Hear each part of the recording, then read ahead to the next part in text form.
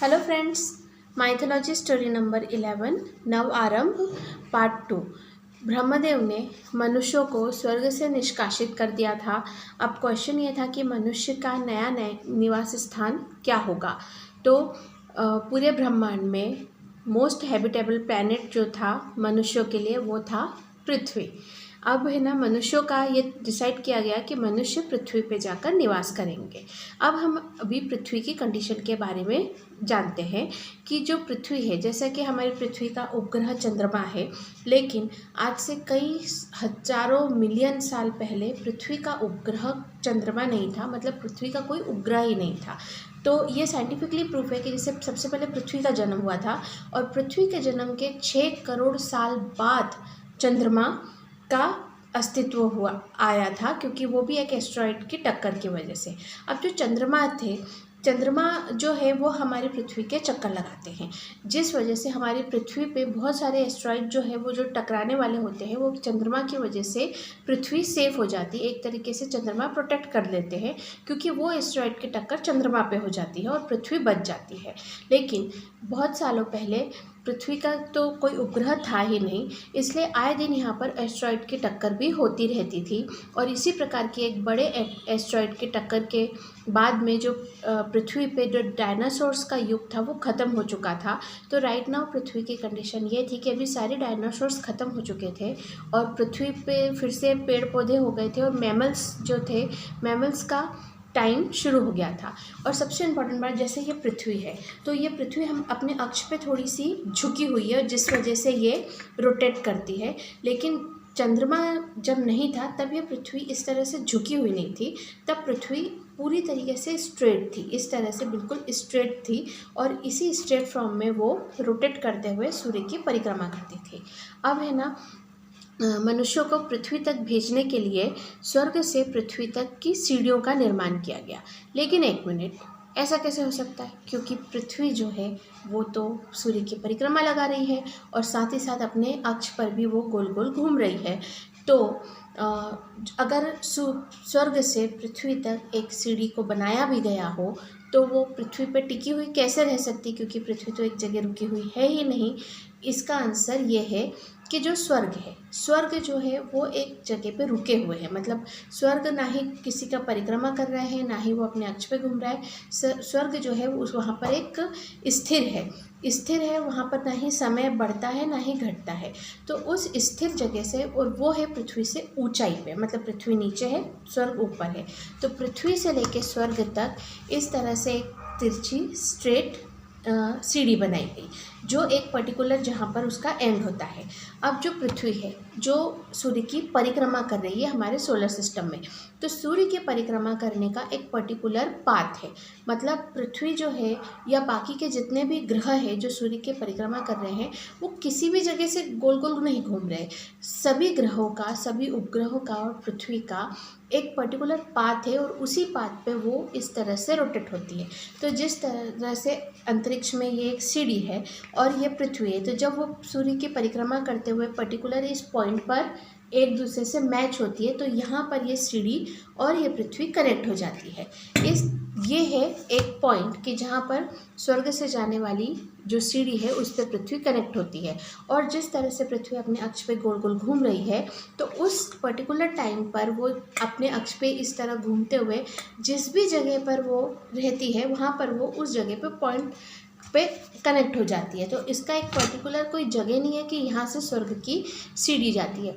और स्वर्ग की सीढ़ी का जो स्वर्ग की सीढ़ी के बारे में दूसरे धर्म के लोगों के मतलब धर्म ग्रंथों पे भी लिखा हुआ है। दूसरे धर्म में भी इसका उल्लेख किया गया है।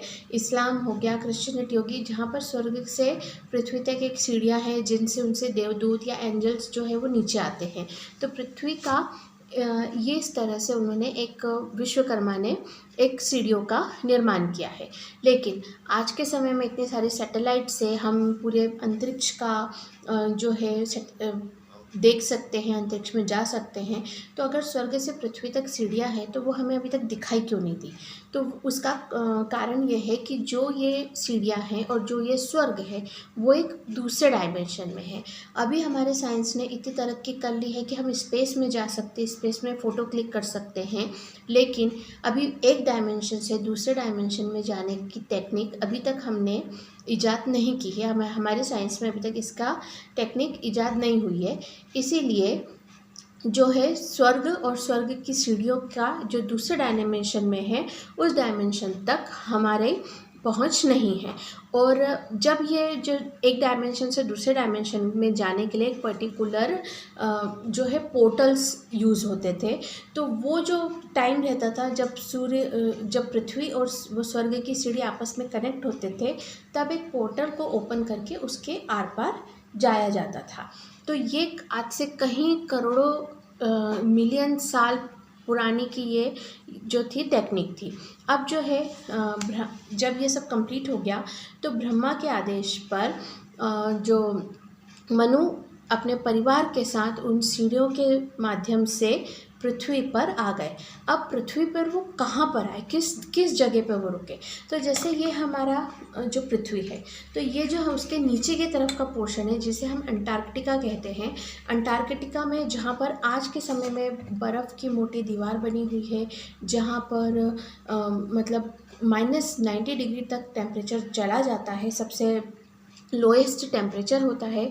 लेकिन आज से कई करोड़ों मिलियन साल पहले यहाँ पर हरे भरे जंगल हुआ करते थे। और ये जो हमारी पृथ्वी है जिसका ये जो ज्योमेट्रिकल स्ट्रक्चर है, तो ये ज्योग्राफिकल स्ट्रक्चर जो है, तो ये ज्योग्राफिकल स्ट्रक्चर आज से कई करोड़ों मिलियन साल पहले ऐसा नहीं था। सबसे पहली बात कि पृथ्वी पे समुद्र नहीं थे। ये जो हमें समुद्र दिखाई दे रहे हैं, ये सारे समुद्र पृथ्वी पे नहीं थे। ये इन समुद्रों की जगह पर भी ज़मीन हुआ करती थी और पृथ्वी पे पानी लिक्विड फॉर्म पे हुआ करता था, लेकिन बहुत सारी नदियों, झीलों, तालाबों के रूप में, जिसका जो है मनुष्य इस्तेमाल करते थे। और आज जो पृथ्वी पे मौसम चेंज होते हैं बार बार, मतलब ठंडी, गर्मी, बरसात, तो चंद्रमा उस समय नहीं था, इस वजह से पृथ्वी पे मौसम नहीं होते थे चेंज। हमेशा हर बारिश भी होती रहती थी, गर्मी भी होती थी, ठंडी भी होती थी, पर एक पर्टिकुलर मौसम नहीं हुआ करता था।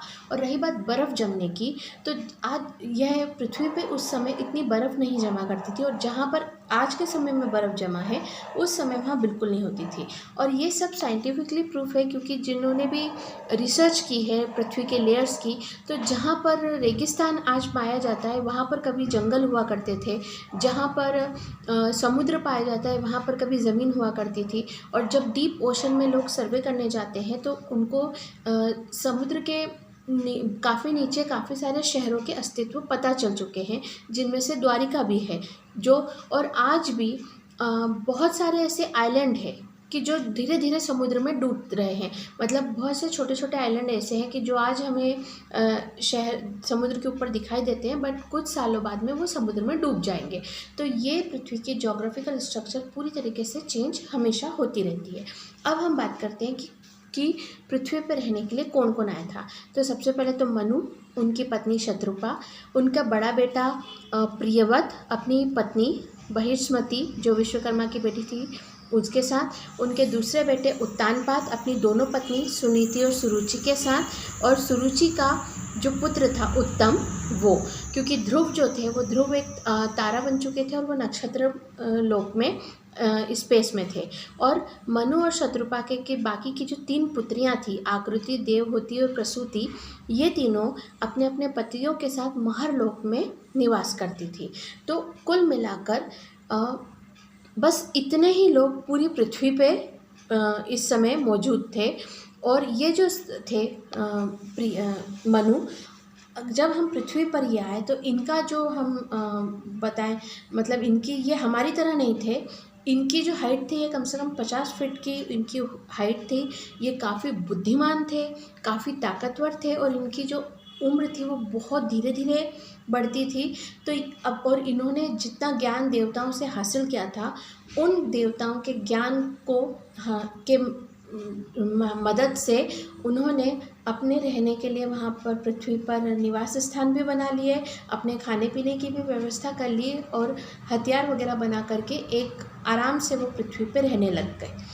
तो ये वीडियो मैं यहीं एंड करती हूँ, मिलते हैं नेक्स्ट पार्ट में। Okay bye.